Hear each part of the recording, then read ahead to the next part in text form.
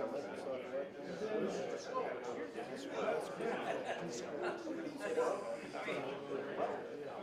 want to say I am, but it's one of those where you wake up and you're like, realistically, it's like, are we going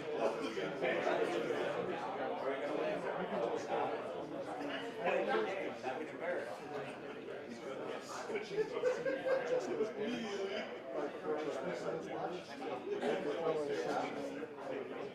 We're talking about there.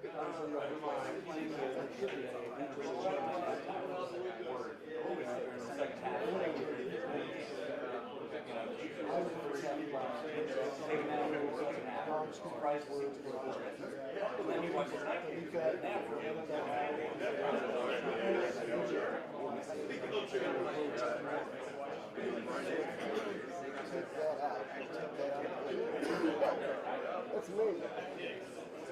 Technically, oh, I love that. That's like two scripts, because if they sometimes put it in whatever. It's got to be quarterback.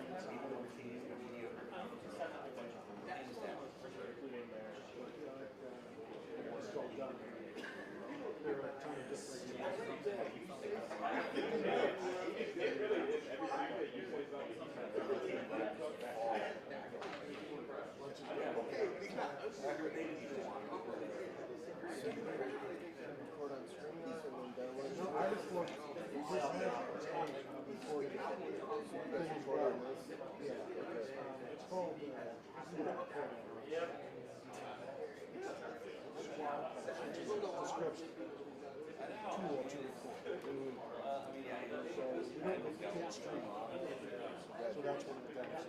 Can't even like kind of cheer for them.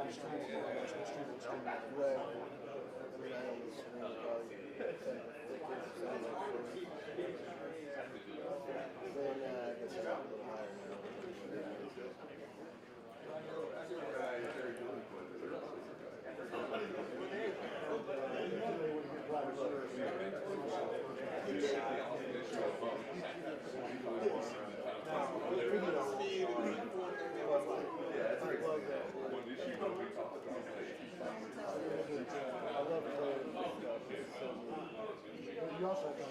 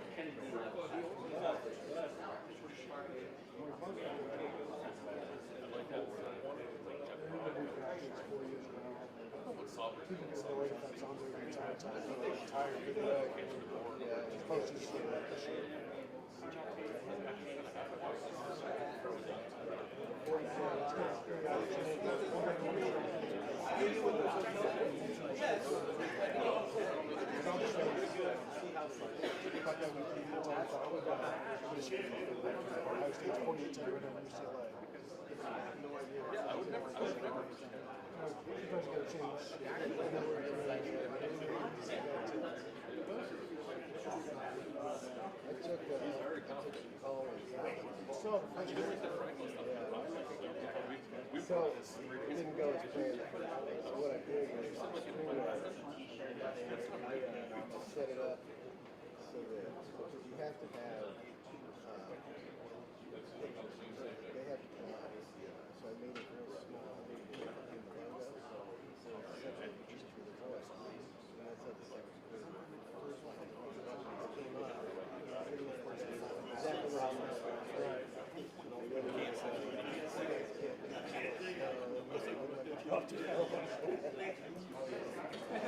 Really were, but I think I'm gonna add that in at the end of the show if you want to call it.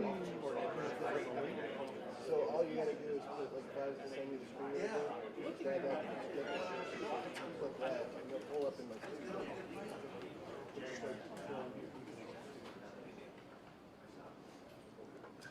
Folks, thanks for coming. Starting the first row, Dave Little, lead us off. Ryan, how are Jeremiah and Carnell feeling, and do you expect that they'll play this week? Yeah, our policy is that we don't discuss specifics on injuries, and then once you start going down a little bit here, a little bit there, you can create a problem. And so, for a number of reasons, we don't discuss those things. We put out the report the day of the game, but I can tell you that they're in great spirits. The medical staff is working hard. We'll take it day to day and see how they come in each day, but they're working hard to get back on the field. And just so you understand, we check in every day. We take the advice of the medical staff and use their feedback, and we go from there. So we'll continue to do that. Real quick on Gabe at right tackle or right guard. How did he grade out? He played a lot of snaps. Yep. Van Sickle, how did he play? Solid. That was his first kind of real action, and I thought there was good snaps there. And you can see the talent, you can see the bend, you can see the power. He looks like he belongs. So now he's got to start stacking some games here. Second row on the aisle, Jeremy Berman. Oh, didn't raise my hand. Brian, when you are dealing with Saturday night, Julian was a little bit limpy, gimpy, looked like at times. I don't know if he got hit weird or whatever. How much does that potentially impact what he looked like on the field in the second half? Like some of the accuracy, the sideline stuff. I mean, obviously quarterbacks throw the ball differently than they used to. You don't use your plant foot and your back foot all the same that we used to see when you were playing. But how much impact does that have in a game for you? I guess it can just depend on what's going on, on each individual play. So I think it's hard to say exactly how much anything like that had an effect on him. But when you look at certain plays, there's a lot that goes into it.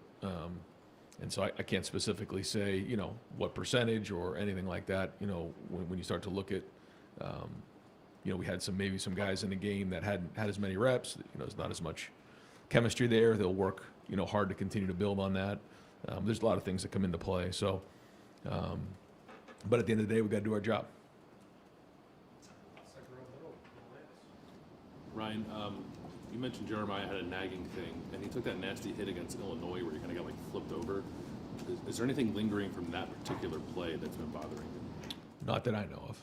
No. And did he do anything in that game on Saturday to further complicate or injure what made him initially a game time decision? Not that I know of. Staying in the second row, Stephen Meeks.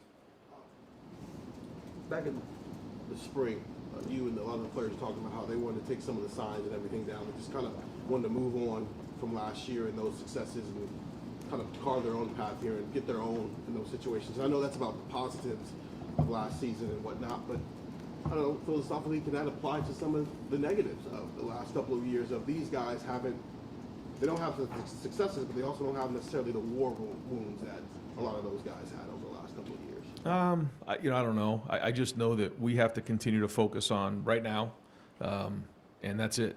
And there's lessons that can be learned from the past, but at the end of the day, it comes down to everybody doing their job and just staying focused right now. And that's it. And I think it's a job as the coaches to be at our best. It's a job of the players to be at their best right now. And we'll use, what's happened in the past as learning lessons. But at the end of the day, the majority of that stuff doesn't have an effect on this team in particular. Everyone, and this team is unique. We have our own journey, our own process that we're looking to master every week, and that's really what it comes down to. So, this is their story, and I say it all the time, the pen's in your hand, and here we are, we're in it right now. What do you want the story to be? Each team and each year, there's its own story. So, I think again, we learn from the past, but ultimately we have to focus on what's right now. With Carnell, at the Purdue game, you had mentioned you thought maybe you probably could have played if you needed to. Has there been a setback or anything since then that has changed the calculus with him at least? Again, I don't want to get into everything because once I start answering one question, then it leads to something else. So I don't want to comment any of that stuff. Coach, you've said you want to be playing your best ball here in November. Just thoughts on this week's game, and it'll be senior day. Yeah, well, for our seniors, these games go fast, and we talk every year about how quickly these games go.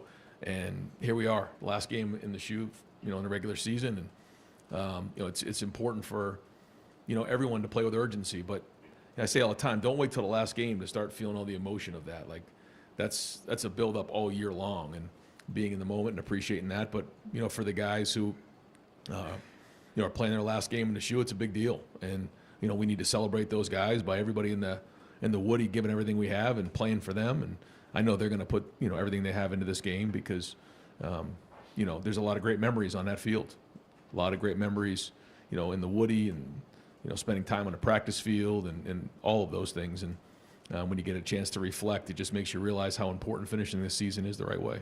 How about Rutgers? Obviously, there's some familiarity too with Sean. Yeah, sure. So they always put pressure on you in all three phases.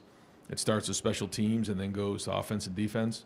And, they always have a plan of how they want to attack you. And they play complementary football. So, coming off of a win and a bye week, so we got to be on our game. Ryan, your defense is forcing so many 3-and-outs and short possessions, the last 2 weeks especially, that they're barely on the field. I think 37, 44 snaps. That's not leaving a ton for the starters or the backups. Are you having to change, or are you changing anything with practice to try and get them more reps?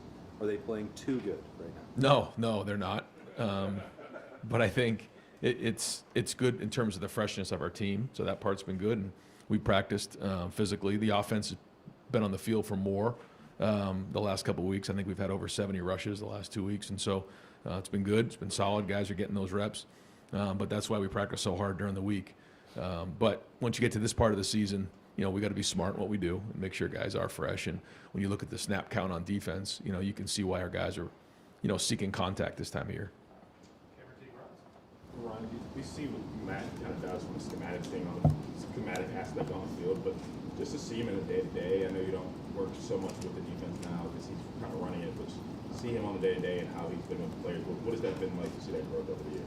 Well, it started right from when we walked in the building, and he continues to put that time and effort in and makes extra time to connect with the players and communicate with the staff. And because of that, there's trust.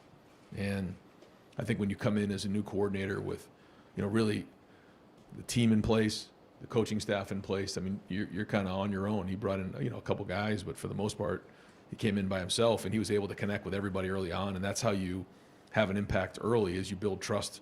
And there's only one way to do that. That's spend time with your guys, and he's done that. And so I think, we've seen preparation. You've seen some confidence on the field. You've seen guys when, again, there hasn't been a whole lot of adversity this year, but when it has hit, there's been guys who get to the sideline, solve the problem, and get it fixed quickly, get back on the field without panic.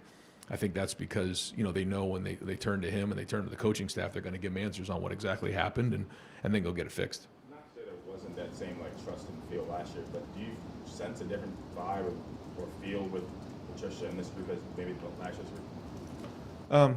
Every year is different. Yeah, just the personality is different. We lost a whole lot of personalities on defense last year, and a whole lot of production, and a whole new group of guys came in, and so because there was just so much movement between the players, the coordinator, it was just a totally different feel and dynamic, but all within the culture of our program.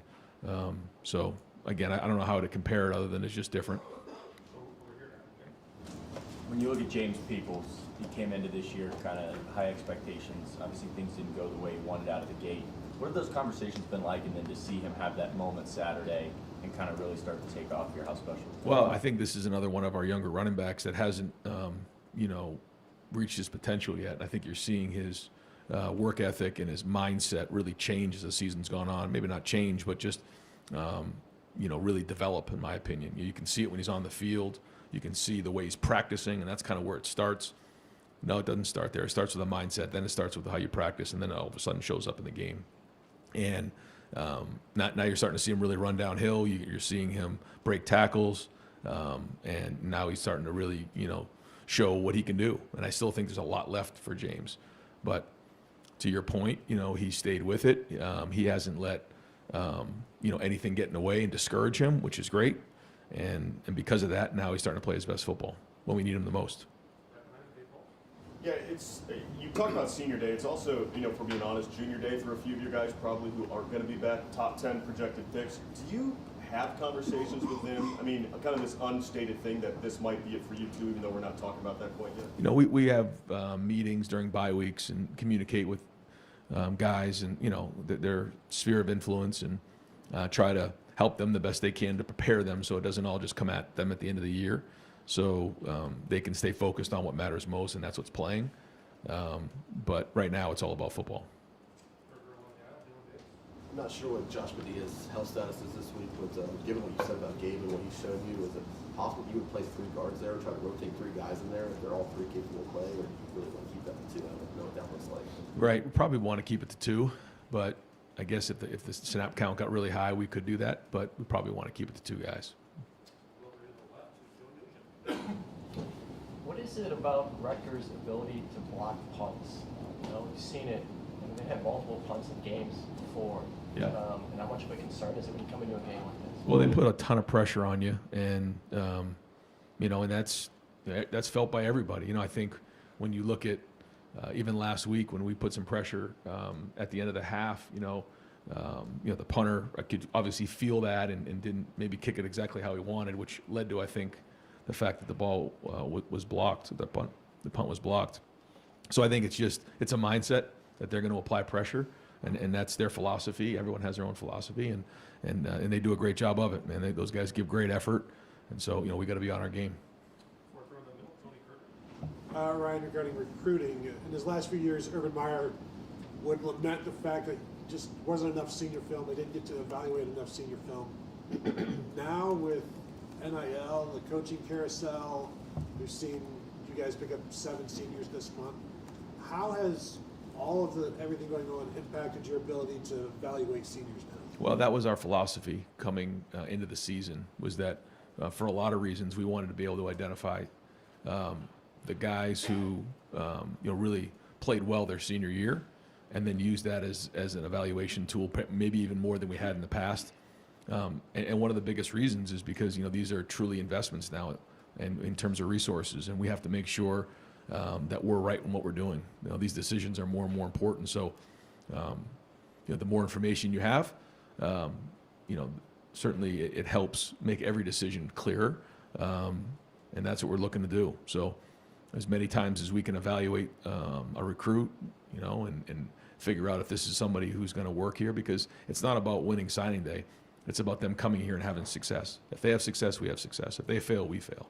And so this is a relationship that has to be on both ends. And we also want to make sure that there's guys that fit our culture and want to be here. So all those things come into play when you're looking to sustain a certain level over a period of time. Do you think you've been helped by the fluidity of the sport right now? I mean, I think it's just the way that it is in terms of, like you said, the NIL, obviously there's been coaching changes, and, we're trying to adapt every year and do what's best for that year. It's like, you have to look at it, from a wider lens, but then every once in a while you got to look and see, okay, here are the changes that are going on. Now there's one transfer portal. All those things are taken into consideration. You look at, how, some of the guys are playing. Are there guys who are going to go to the NFL and leave early now? Maybe we didn't know if they were going to before the season. So we try to adapt the best we can and then predict the best we can and forecast what it's going to look like. And that's what roster management's all about right now. So I know stability is, more important than ever right now, and we have to make sure we're doing our part to bring in the right people. You talked earlier about this team being really focused on right now, and you've talked about routine kind of throughout the year, about not being bored with the same thing and hearing the same thing, doing the same thing. Has this team handled that better than maybe some you've seen in the past, and how much does it help whether it's this week about not overlooking an opponent, or week one when there was a massive opponent, not thinking too much of that opponent? Like, how much has routine helped this team, and have they handled that better than some of the past? I don't know how to compare them to previous teams, but they're very businesslike. Good look in their eye when they come in the building. Good look in their eye on the sideline before the game, when they're in the game. I think they know how serious this is and our obligation to do our job. And I think it's all about the process and doing a great job from Sunday all the way to Saturday. And if we can focus on that part of it and not the result, not the opponent, then we'll have a chance to continue to build. Because if you keep getting better at your process and then you keep using the game as feedback, when you get to the end of the season, you're going to do the same thing that week. That's it. We're not going to change. And so we're trying to master that the best we can here and stay focused and stay locked in. And that's it. Like, all the other stuff doesn't matter. It's about, like, how do I focus on doing my job and doing my part as on the team, and keeping all the distractions out of the way, because we know they're out there, and we can't be naive to that. So, but it's one thing to say it, it's another thing for guys to listen and buy in, and right now they are, but it's week to week, as you know. Ryan, we were talking to Kenyatta a few weeks ago about, he said that he had meetings with you and Matt about being able to not just cage the pocket as much, and we've seen him kind of take off in his production. Obviously, everybody knows about the player meeting from last year in December. How much better have you and your staff gotten over the last 12 months on player feedback? And do you feel like that's something that has really helped this program forward as you've matured with the team? Well, I mean, I feel like communication, and just like any type of relationship, any type of organization, everybody will tell you communication's very important. But sometimes coaches are the most uncoachable people. Somebody that I know back home told me that, and they're right. So, we have to be able to listen. And we don't always have to agree, but we have to create an environment where someone feels like they can speak freely and give you their feedback. And if there's high levels of trust, then there can be those types of conversations. And so knowing what's going on in the minds of our players is critical. And then having ownership, knowing that they're being heard, I think does make a difference. They understand the hierarchy, they know how it works, but it's also good to be heard and challenged. And as a coach, it's okay to concede a point. And I think you can't let your ego get in the way. You got to do what's best for the organization. Yeah, Ryan, without delving into specifics, just sort of for the record, can you walk us through injury protocol and how that plays out either in a game or during the week? In terms of a game? Or during the week, like, does the athlete have the final say? I know that you work with the trainer in a game and then during the week. In terms of, like, as we get closer to the game, if someone's available or not. Yeah, so the medical staff each day gives a report on how someone's doing, whether they're in practice, full go, limited or out, and then, kind of gives an update on how things are going. And then as we get closer to the game, it's available, unavailable, or questionable, game time decision. And so, we just go off of that. And certainly the communication between, the players and the medical staff is important in terms of making those decisions. If a player didn't want to, if he felt he couldn't play, he has the final say. Oh, of course. Of course. Yeah. Everyone's feedback is taken into consideration. And that's where, again, when you talk about trust within an organization, all those things come into play, and it's a group effort. But certainly we always take into consideration, the student athletes and how they're feeling and all those things. Yeah. Injury aside, we're in a new era. You've talked about it, more games.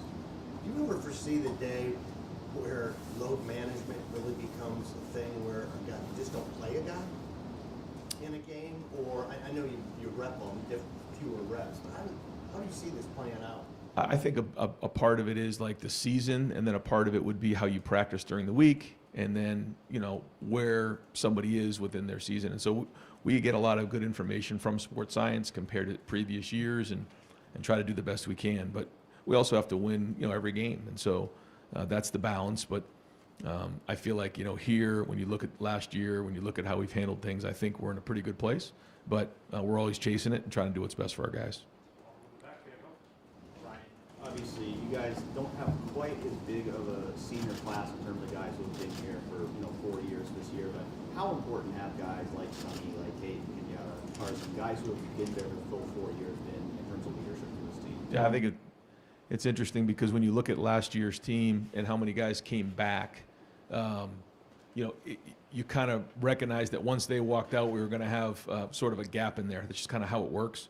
When someone, decides to come back for their 4th and 5th year, sometimes there's no room for some players, and so they decide maybe to move on or whatever it might be. So we knew there was going to kind of be a year where we didn't have as many older seniors. But I think the leadership of even the juniors and even some sophomores has been excellent because they've been kind of thrust into those roles, as you've seen. And so, it isn't just about, your ranking that gives you leadership. It's about your impact and influence on others. And I think, you're seeing some really great leadership. When guys speak, the guys around them listen. And I think there's just a matter of fact about this group. There's not a lot of drama. They know what they need to do. They show up and they make guys around them better. And that approach so far has worked. We've got to keep it going. Ryan, similar to what Rob was asking, but when you have a guy who maybe could play, but you think, okay, maybe this isn't the best for the long-term goals like we've talked about. They're competitors. They want to be on the field. How does that side of the conversation go when maybe you guys are saying this isn't probably the best idea and the player wants to be out there? Just take us through that. Yeah, every situation's different, but at the end of the day, it's our job to make sure that we're giving great information, and then 2, looking out for what's best for our guys, and that's really the best I can say it. But there's always a lot of variables and a lot that goes into every situation, and so we try to do the best we can again to communicate and do what's best for our guys. Ryan, you're talking about what the medical staff does during the week with guys are limited or whatever. At this point in the year, I'm sure there's a bunch of guys who have physical issues. It's a violent sport. How much do guys need practice during the week in order to play on Saturday? Can you be pretty limited during the week, especially if you're a veteran, and be okay on Saturday to play? Yep. Yeah, I think it depends on what soreness guys have or what injuries maybe they are, and what position. I think all those things come into consideration. And like you said, on a day like today, that we're going to have good on good. We're going to have scout periods. We're going to have indie periods. And so based on what they're dealing with, we'll adapt we've done that for years. We adapt that practice based on how they're doing. Full go is full go. Then you have limited. And then you have, just indie. And so based on what they're dealing with, let's just say it's a shoulder, they're not going to be involved in special teams drills or snagging guys to the ground or, whatever the drills might be. So, the medical staff does a great job of making sure they present that to us at our 9 o'clock meetings every morning so that we can plan ahead for practice. Since the Texas game, you've won every game by at least 18 points. This is a great problem to have, to not have close calls, but every other team in the country has. Is there a part of you that wishes that you had faced that kind of adversity?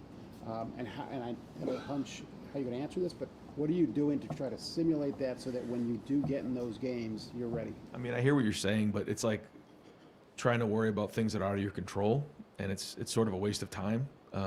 However, I think I mentioned to you that, we were trying to, raise the level of play in terms of a 83% grade, which is hard to do. And just so everybody understands, even that 3% could be a big deal. It could come down to one play in a matchup game. And so, the intensity is high. It's the coach's job to make sure everybody in the building is locked in. It's my job to make sure the coaches are locked in. And it's the position coach's job to make sure that their units are locked in and doing their job. And we're on our game. And then, practice has got to be good too. I mean, we can't just expect to, not be physical in practice and not go, good on good because, we're going to need that to keep our edge. And so all those things are taken into consideration, but we don't take anything for granted. We don't take we don't make any assumptions. And every week, every Saturday, an opportunity to get to Indianapolis is on the line. That's the way it is here right now. I mean, we want to get to Indy, and we haven't got to Indy here. There's nobody on this team that's been to Indy right now, and they know it. And so, that's the edge. You wake up in the morning every day looking to reach our goals. So, whoever we play, we play.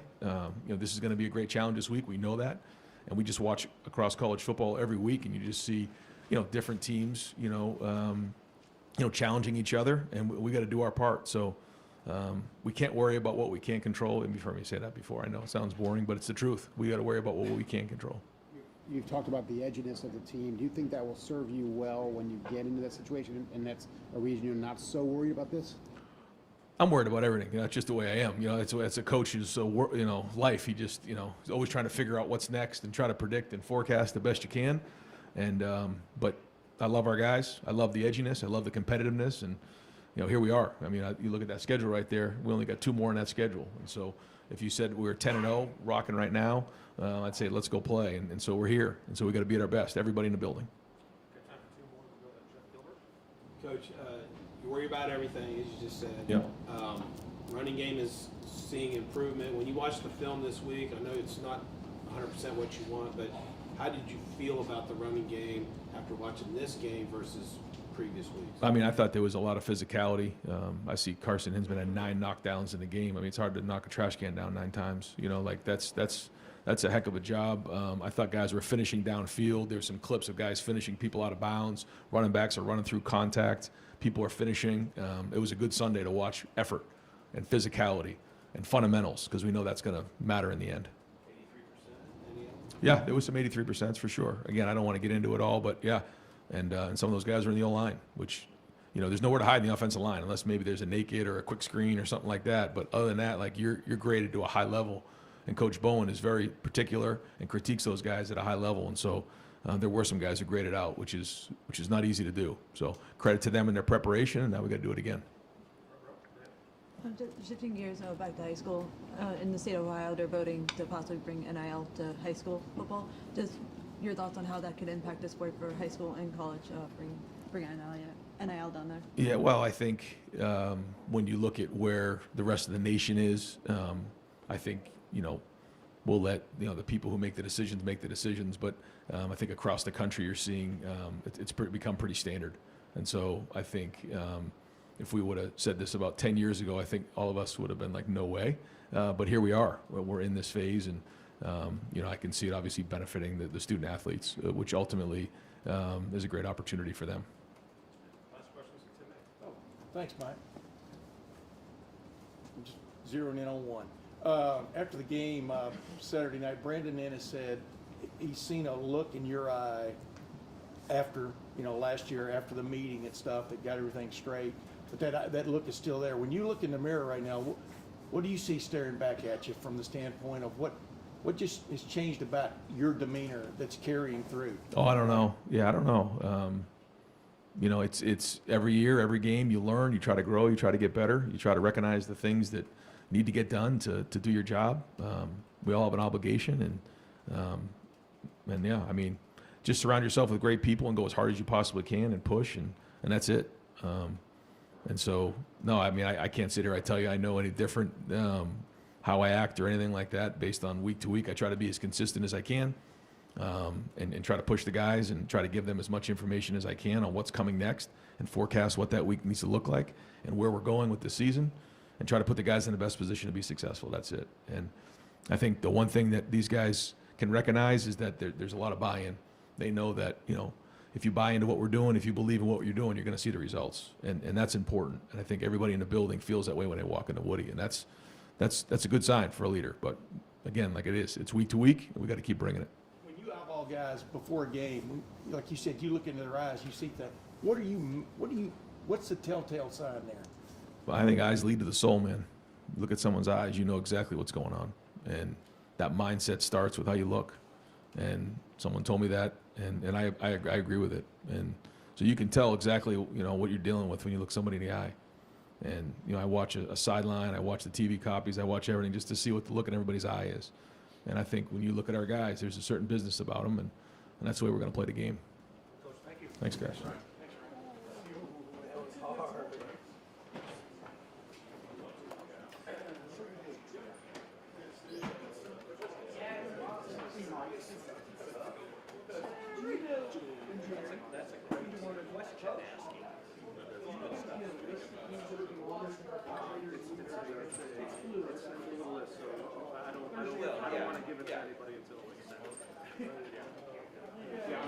It changes. It could change by the